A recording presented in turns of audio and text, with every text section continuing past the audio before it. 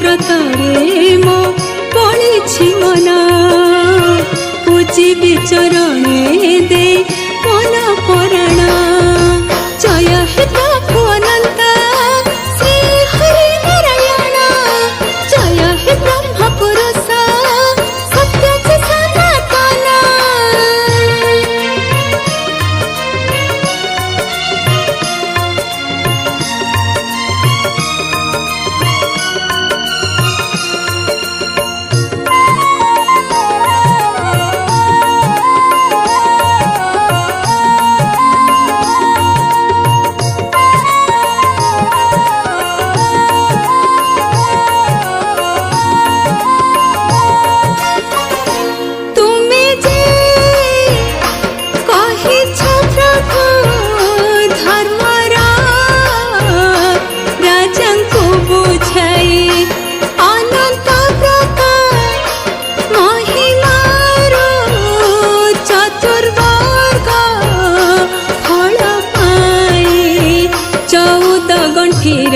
व्रत अटे सर्वोत्तम 14 वर्षरे हुए समापन। जय हे प्रभु अनंत श्री हरि नारायण, जय हे ब्रह्म पुरुष सत्य सनातन।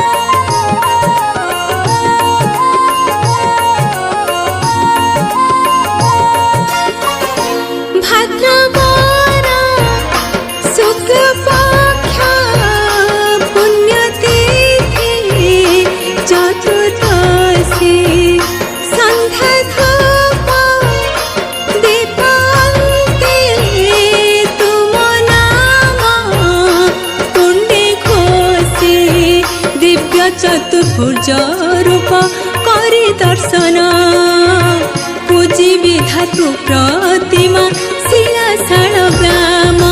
जय हे प्रभु अनंत श्री हरि नारायण, जय हे ब्रह्म पुरुष सत्य सनातन।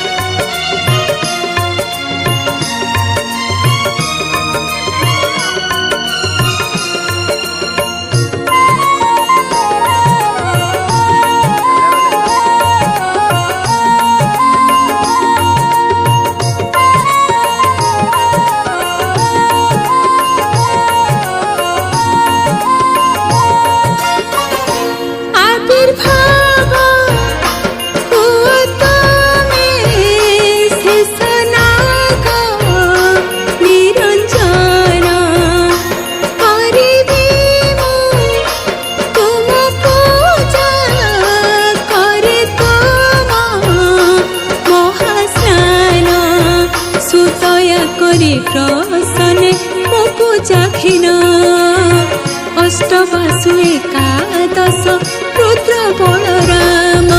जय हे प्रभु अनंत श्री हरि नारायण, जय हे ब्रह्म पुरुष सत्य सनातन।